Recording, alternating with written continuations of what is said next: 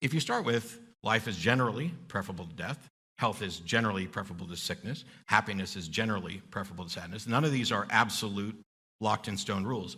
From those things... Okay, so if you start with them. Yes, if you start... So you're not skeptical about those claims? Wow.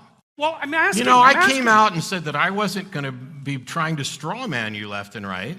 And now every time I say something, you're like, oh, so you're not skeptical about that. Well, I'm trying to... I haven't gotten No, to sorry, I'm not trying to attack you. I'm trying to understand where your argument begins. Well, it seems odd that you would come out with, so you're not skeptical about that. Well, that's a while question. I'm on my skepticism tour, while I'm in mid-sentence to describe that these are the general foundations that you start with. Okay, that's what I was asking. Those are, okay, so, but what you're saying, if you're saying, correct me if I'm wrong. I'm not trying to be difficult.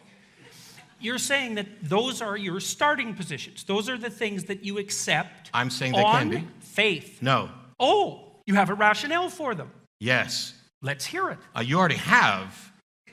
Life is generally preferable to death because we're talking about our life, and death is generally not in the interest of the living.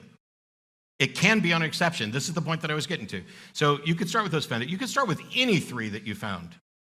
You could pick three arbitrary foundations.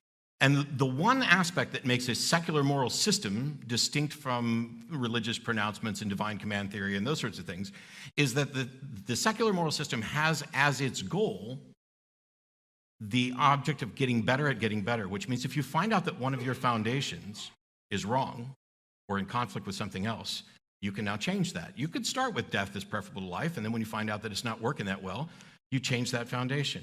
I think that these foundations, based on the evidence of how people tend to live their lives and what they care about, are a good set of three.